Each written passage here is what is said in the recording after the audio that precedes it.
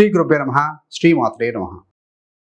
Welcome to VMK astro numerology channel. July 2025 మిథున రాశి మాస ఫలాలు ఏ విధంగా ఉండబోతున్నాయో చూద్దామండి. ముఖ్యంగా ఈ వీడియోలు ఏంటంటే ధన, కుటుంబ విషయాలు, ఆరోగ్యం, న్యాయపరమైన విషయాలు, ప్రేమ సంబంధమైన విషయాలు, రాజకీయ నాయకులకు ఏ విధంగా ఉంటుంది, ప్రభుత్వ ఉద్యోగులకు ఏ విధంగా ఉంటుంది, మీ యొక్క సంతానానికి ఏ విధంగా ఉంటుంది, కార్పొరేట్ రంగంలో ఉన్న వారికి, పరిశ్రమ నడిపే వారికి, ప్రైవేట్ ఉద్యోగులకి, చిన్న వ్యాపారస్తులకి, రైతులకి మరియు ఈ యొక్క గృహిణులకు ఏ విధంగా ఉంటుంది, చివరిన రెమెడీస్, ఇవన్నీ కూడా చర్చించుకుందామండి. చివరి దాకా చూడగలరు. నచ్చితే లైక్ చేయండి, 10 మంది బంధుమిత్రులకు షేర్ చేయగలరు. మిథున రాశికి అధిపతి బుధ గ్రహం. మిథున రాశిలో మృగశిర 3, 4 పాదాలు, ఆరుద్ర 4 పాదాలు, పునర్వసు 1, 2, 3 పాదాలు, మొత్తం 9 నక్షత్ర పాదాలు ఉంటాయండి. సో వీరందరికీ కూడా మనం చెప్పుకోబడి యొక్క గోచార ఫలాలు వర్తిస్తాయి. గోచారం అంటే ఏంటంటే గ్రహచారం, గ్రహాల యొక్క స్థితి, యుతి, దృష్టి కలయిక వల్లనే ఫలితాలు జరుగుతూ ఉంటాయి. కావున మిథున రాశి వారికి జూలై మాసంలో వారి గోచార గ్రహస్థితి ఏ విధంగా ఉందో ఒకసారి పరిశీలించిన తర్వాత ఫలితాల్లోకి వెళ్తే చక్కగా అర్థమవుతుందండి. మొదటిగా రాసాధిపతి బుధ గ్రహం ఈ మాసం అంతా కూడా ద్వితీయ స్థానంలో కర్కాటకంలో ఉంటారు. 18 జూలై నుండి ఆయన వక్రీకరిస్తున్నాడు కర్కాటకంలోనే.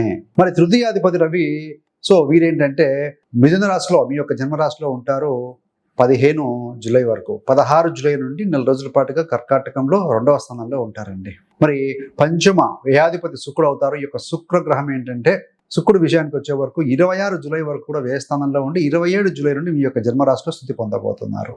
షష్ఠ లాభాధిపతి కుజుడు, ఈ యొక్క కుజగ్రహము సింహరాశిలో ఉంటారు కేతుతో కలిసి 28 జూలై వరకు ఉంటారు. 28 సాయంత్రం తర్వాత ఆయన చతుర్థమైనటువంటి యొక్క కన్యా రాశిలో స్థితి పొందబోతున్నారు. కుజ కేతు కలయిక అనేది అంగారక యోగంగా పరిగణింపబడుతుందండి. సప్తమ దశమాధిపతి గురుగ్రహం మీ యొక్క జన్మరాశిలోనే ఉన్నారు. అష్టమ నవమాధిపతి శనిశ్చరుడు మీకేంటంటే మీన రాశిలో ఉన్నారు. కాకపోతే పెద్ద మార్పు ఏంటంటే 13 జూలై నుండి 4.5 నెలల పాటుగా ఆయన వక్రీకరించబోతున్నారు 10లో ఉండి. రాహువు ఆల్రెడీ మే 15, 2025 నుండే కుంభరాశిలో ఉన్నారు. కేతువు తృతీయ స్థానమైనటువంటి యొక్క సింహరాశిలో స్థితి పొంది ఉన్నారు. ఇది మొత్తంగా గ్రహస్థితి అండి. సో ప్రధాన గ్రహాల మార్పులో వల్ల ప్రభావం ఏ విధంగా ఉంటుందయ్యా అంటే 16 జూలై నుండి రవి మీ యొక్క కర్కాటక రాశిలో రావటం వల్ల, 2వ స్థానం రావటం వల్ల ఆర్థిక పరిస్థితి మెరుగవుతుంది. మీ యొక్క రాష్ట్రాధిపతి బుధుడు కూడా ధన కుటుంబ స్థానంలో ఉన్నారు కాబట్టి సో ఆర్థికంగా కాస్త బాగుంటుంది. కానీ కుటుంబ ఖర్చులు కూడా పెరుగుతాయి. ముఖ్యంగా ఏంటంటే రవి కాస్త ఈగోయిస్టిక్ ద్వితీయ స్థానంలో ఉండటం వల్ల 2వ వారం వరకు కూడా మాటల్లో జాగ్రత్త. అదేవిధంగా 3వ స్థానంలో కూడా కుజకేతులు ఉన్నారు కాబట్టి 3వ వారం వరకు కూడా మాటల్లో నిక్కచ్చిగా వెళ్ళకూడదండి. వాదనలు జరిగే అవకాశం ఉంది కాబట్టి సో మీరు ఆ వాదనల నుండి దూరంగా ఉండటం శ్రేయస్కరం. సో మరి 28 జూలై నుండి కుజుడు ఈ యొక్క 4వ స్థానంలోకి వెళ్తున్నాడు. 4 అంటే మదర్ హ్యాపీనెస్, ఫ్యామిలీ, కుటుంబ సంతోషం, ప్రాపర్టీస్ ఇవన్నీ ఇండికేట్ చేస్తాయండి.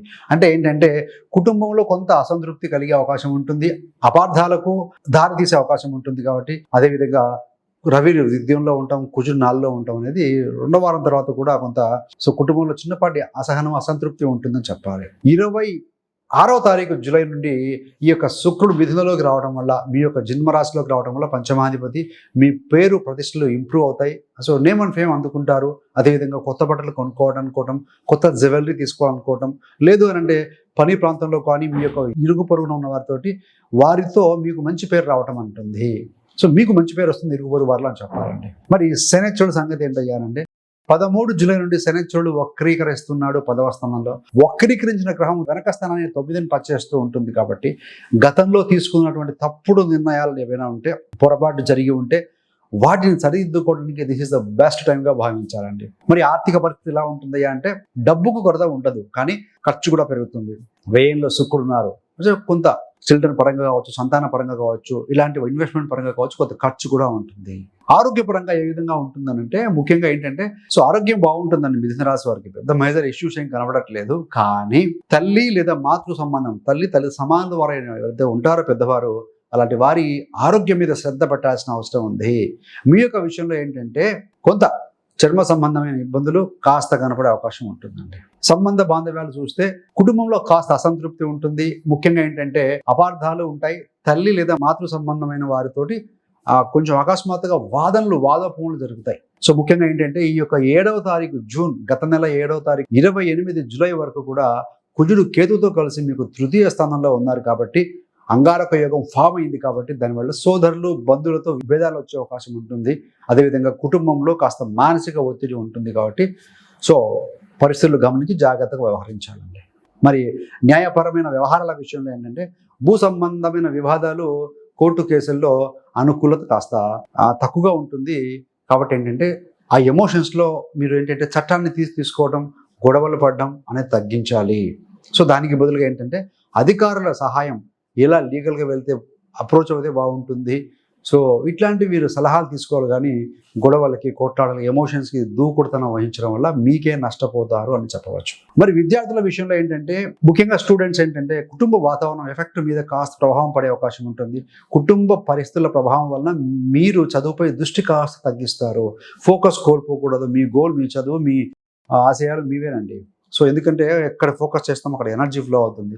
ఎక్కడ ఎనర్జీ ఫ్లో అవుతే అక్కడ ఫలితాలు సక్సెస్ అనేది వస్తుంది. కాబట్టి సో అవన్నీ ఇంట్లో సహజంగా ఉండిపోతూ ఉంటాయి అనుకొని మీరు భావించి సో మీ చదువు మీద మీరు దృష్టి పెట్టాలి. ఏది ఏమైనా హాస్టల్లో కనుక ఉండే విద్యార్థులు ఎవరైతే ఉంటారో అక్కడ వార్డెన్స్ కావచ్చు, కేర్ టేకర్ ఎవరైనా ఉంటారో వారితో చిన్న సమస్యలు, మాట పట్టింపులు వచ్చే అవకాశం ఉంది. కాబట్టి so you have to be very careful with them. మరి ప్రేమ సంబంధాలు చూస్తే ప్రేమ సంబంధమైన విషయాలకు అనుకూలం కాదు. ఎందుకంటే మీరు ముఖ్యంగా మీ యొక్క ప్రేమ సంబంధం గురించి మీ ఇంట్లో అంటే కుటుంబంలో వెల్లడిస్తే అనుకూల ఫలితాలు ఉండకపోవచ్చు, అనుకూలత కాదు అని చెప్పాలి. ముఖ్యంగా తల్లి, తండ్రి, సోదర సోదరీమణుల వారి యొక్క సహకారం మీకు తక్కువగా ఉంటుంది ఈ యొక్క ప్రేమ విషయంలో. మరి రాజకీయ నాయకులకు ఏ విధంగా ఉంటుందంటే ప్రజలతో చిన్న చిన్న విషయాలతో వాదనలు జరిగే అవకాశం ఉంటుంది. కొంతమంది ప్రజలు ఎవరైనా వస్తారు, వాళ్ళు ఏదైనా రిప్రజెంటేషన్స్ ఇస్తారు, గ్రీవెన్స్ ఇస్తూ ఉంటారు. అలాంటి వాటితో దురుసుగా వ్యవహరించి రేపు సోషల్ మీడియా యాక్టివ్గా ఉంటుంది కాబట్టి మీకు చెడ్డ పేరు వచ్చే అవకాశం ఉంది. కాబట్టి జాగ్రత్తగా ఉండాలి. అదేవిధంగా ఏదైనా పెద్ద సభలు ఉంటే వాయిదా వేసుకోవడం ఉత్తమం అండి ఈ యొక్క జూలై మాసంలో. మరి ప్రభుత్వ ఉద్యోగులకి, గవర్నమెంట్ ఎంప్లాయీస్కి ఏ విధంగా ఉంటుంది అని అంటే 10వ స్థానంలో శని ఉన్నా వక్రీకరిస్తున్నాడు 2వ వారం తర్వాత. కాబట్టి పదోన్నతులకు ఇది అనుకూల సమయం అని చెప్పడానికి కరెక్ట్ కాదండి. పని ఒత్తిడి ఉంటుంది. సో కొంత ఆరోగ్య సమస్యలు కూడా ఉంటాయి ఎంప్లాయీస్ ఎవరైతే ఉంటారో. అదేవిధంగా మీకు ఏమైనా సహకారం దొరుకుతుందంటే సహోద్యోగుల, నేబర్స్, కొలీగ్స్ యొక్క సహకారం కూడా కాస్త తక్కువే అని చెప్పాలండి. మరి మిథున రాశి వారికి సంబంధించిన ప్రైవేట్ ఉద్యోగుల పరిస్థితి ఏ విధంగా ఉంటుంది అంటే టీం వర్క్ చాలా అవసరం అండి. ఎప్పుడు కూడా టీం అంటే టుగెదర్, ఎవ్రీబడి అచీవ్స్ మోర్. సింగిల్గా కంటే కూడా మీ టీంతో ముందుకు వెళ్ళండి, డెఫినెట్గా విజయం సాధించగలుగుతారు.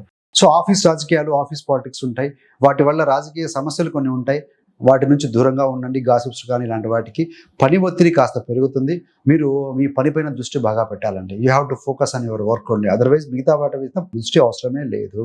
మరి కార్పొరేట్ కంపెనీలు ఉంటాయి, పరిశ్రమలు ఉంటాయి. వాళ్ళ పరిస్థితి ఏంటంటే కంపెనీకి గుర్తింపు వస్తుందండి, మంచి నేమ్ అండ్ ఫేమ్ మార్కెట్లో వస్తుంది. కానీ మార్కెటింగ్ మీద డబ్బులు వృధాగా ఈ మాసంలో పెట్టినా కూడా వృధానే, పెద్ద వర్కౌట్ కాదు. కాబట్టి అవసరం లేదు. మీరు దాని బదులుగా ఏంటంటే ఆ ఎనర్జీస్, ఆ అమౌంట్ ఏదైతే డబ్బులు ఉన్నాయో, మౌలిక బేసిక్ నీడ్స్ ఉంటాయి కదా, మౌలిక అవసరాల కోసం ఖర్చు పెట్టగలిగితే మాత్రం అది ఎక్సలెంట్ ఫలితాన్ని ఇస్తుందండి. సో మౌలిక అవసరాలకు సంబంధించిన సమస్యలు కూడా మీరు పరిష్కరించగలిగితే కనుక సో ఇంకా బాగుంటుంది. మరి చిన్న వ్యాపారస్తుల పరిస్థితి ఏంటయ్యానంటే కొత్త కస్టమర్లు వస్తారు, కానీ జాగ్రత్తగా హ్యాండిల్ చేయాలండి.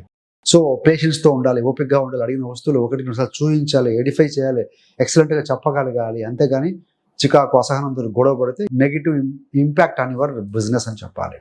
సో కస్టమర్లు వస్తారు, వాళ్ళు జాగ్రత్తగా ఉండాలి. మరి గృహిణుల విషయంలో ఎలా ఉంటుంది? ఇంట్లో ఉన్న గృహిణులు ఏంటంటే మీకు మంచి కాన్ఫిడెన్స్ ఉంటుందండి, ఆత్మవిశ్వాసం ఎక్కువగా ఉంటుంది. కానీ కుటుంబ కలహాలకు దూరంగా ఉండండి. మాట పట్టింపులు, ఇంట్లో ఆడపడుచులు వాళ్ళు ఇట్లాంటి వాటి విషయాలు దూరంగా ఉండటం మంచిది.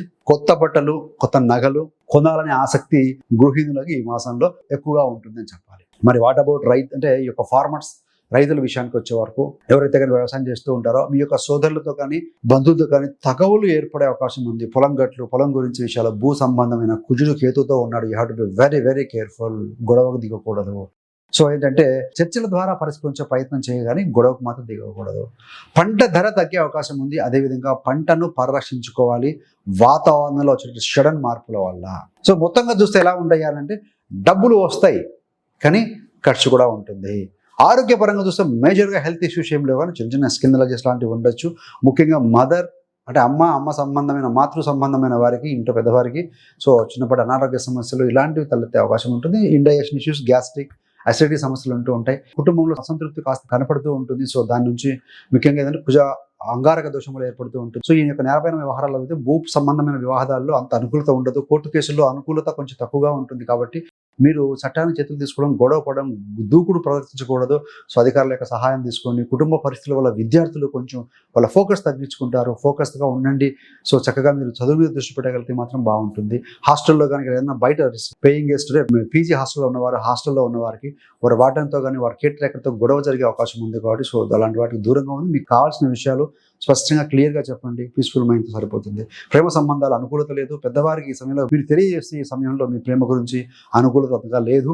ముఖ్యంగా తల్లి, తండ్రి, సోదరుల, సోదరీమణుల యొక్క సహకారం చాలా తక్కువగా ఉంటుంది. రాజకీయ నాయకులకి ఏంటంటే ఈ యొక్క వీరికి ప్రజల్లో ఉన్న చిన్న చిన్న సంబంధాలు సనగిలుతాయి. పెద్ద పెద్ద సభలు ఉపన్యసించినా కూడా పెద్ద ఉపయోగం అయితే ఉండదండి. సో గవర్నమెంట్ ఉద్యోగులకి ఏంటంటే 10వ స్థానంలో శని వక్రీకరించడం వల్ల సో ఈ మాసంలో పెద్దగా ప్రమోషన్కి ఎక్స్పెక్ట్ చేయడానికి అవకాశాలు తక్కువగా ఉంటాయి. పని ఒత్తిడి ఉంటుంది. చిన్న చిన్న అనారోగ్య సమస్యలు ఉంటాయి. సహోద్యోగులకి సహకారం కూడా తక్కువగా ఉంటుంది కాబట్టి take care of your profession. So municipal private ఉద్యోగులకి ఏంటంటే టీం వర్క్తో చేయాలి పని, ఇండివిజువల్గా వెళ్ళకూడదు. రాజకీయ ఆఫీస్ జరిగే వాటి మీద దృష్టి పక్కకు పెట్టండి. పని ఒత్తిడి అధికంగా ఉంటుంది. మీరు only you have to focus on your work only. So corporate రంగంలో ఉన్న వారి కంపెనీ గుర్తింపు వస్తుంది కానీ మీరు మౌలిక వసూల మీద దృష్టి పెట్టండి. సో ఆ సమస్య సాల్వ్ చేయండి. అందరూ ఎంప్లాయీస్ హ్యాపీగా చక్కగా ఉంటారు. అంతేగాని ఈ మాసంలో మార్కెటింగ్ మీద డబ్బులు వృధాగా ఖర్చు పెట్టినా సో బొడిలో వచ్చిన పన్నీరే అవుతుంది. చిన్న వ్యాపారులకు ఏంటంటే కస్టమర్లు వస్తారు కానీ మీ ఓపికగా పేషెన్స్గా ఉండాలండి. గృహిణులు ఏంటంటే ఆత్మవిశ్వాసంగా ఉంటారు. ఇంట్లో కుటుంబ సమస్యలతో గొడవలు పడుతూ ఉంటే వాయిస్ పెంచాలనిపిస్తూ ఉంటుంది. So you have to be కొత్త ఓపికగా ఉండండి. బట్టలు నగలు కొంతమంది ఆసక్తి ఉంటుంది, కొంతమంది కొనే అవకాశం కూడా ఉంటుంది. రైతుల విషయంలో ఏంటంటే పొలాల దగ్గర సమస్యలు వస్తాయి. సోదరులతో కూడా సిబ్లింగ్స్తో సోదరులతో గొడవలు వచ్చే అవకాశం ఉంటుంది కాబట్టి చర్చల ద్వారా పరిష్కరించే ప్రయత్నాన్ని చేయాలి. సో రెమెడీస్ ఏంటయ్యానంటే మీ యొక్క 6, 11వ స్థానాధిపతి కుజుడు 3లో వక్రీకరిస్తున్నాడు. మీ ప్రయాణంలో ఇబ్బంది లేకుండా ఉండాలన్నా, మీ యొక్క సోదరుల సోదరి తప్పులు మీ యొక్క గొడవ లేకుండా ఉండాలన్నా ముఖ్యంగా సుబ్రహ్మణ్య స్వామికి అభిషేకం చేసుకోవటం, సుబ్రహ్మణ్య అష్టకం పఠనం చేయటం. సో అదేవిధంగా ఎర్రటి కందులు ఒక రెడ్ కలర్ క్లాత్లో కట్టేసి 1 కిలోంబావు సో మంగళవారం పూట దాన మంత్రంతో ఒక బ్రాహ్మణుడికి, ఒక పూజారికి, అయ్యవారికి దానం ఇవ్వండి. దక్షిణ లేకుండా ఇస్తే ఉపయోగం ఉండదండి. సో ఇవ్వండి. నిజంగా నీడ్ ఎవరైనా పీపుల్ ఉంటే so donate some blood also. ఏమైనా ఎమర్జెన్సీ ప్రాణాపాయ స్థితిలో ఉన్నవారు కూడా ఇది మంచి పని చేస్తుంది. అదే కదా మీకంటే మీ తక్కువ సిబ్లింగ్స్ ఎవరైతే ఉంటారో వాళ్ళ కష్టాల్లో ఉంటే సహాయ సహకారాలు అందించండి. సో మంచి ఫలితం ఇస్తుంది. శని బుధ ఇద్దరు వక్రీకరిస్తున్నారు. బుధ గ్రహ స్తోత్రం, శని గ్రహ స్తోత్రం వాటి బీజ మంత్రాలు పఠనం చేయడం, హనుమాన్ చాలీసా పఠనం చేయడం సో మంచి ఫలితం ఇస్తుందండి. సో మీకు కనుక ఇంకా మిథున రాశి వారి గురించి తెలుసుకోవాలి క్షుణ్ణంగా అనుకుంటే పుట్టుక నుండి మరణం వరకు ఈ యొక్క మిథున రాశి వారి జీవిత రహస్యాలు, అదేవిధంగా వీరి జన్మం ఈ రాశిలో ఎందుకు జరిగిందని ఒక వీడియో చేయడం జరిగింది. ఎక్సలెంట్ వీడియో, మంచి ఇన్ఫర్మేటివ్గా ఉంటుంది. ఆల్రెడీ రిలీజ్ చేసాం. ఆ వీడియో యొక్క లింక్ని కూడా మీకు డిస్క్రిప్షన్లో ఇవ్వడం జరుగుతుంది. సో ఆ వీడియో గమనించగలిగితే కూడా మీకు మంచి విషయాలు అవగతమవుతాయి. So thanks for watching.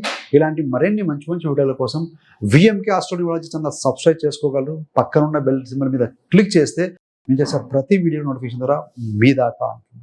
Survey జనా సుఖినో భవంతు. స్వస్తి.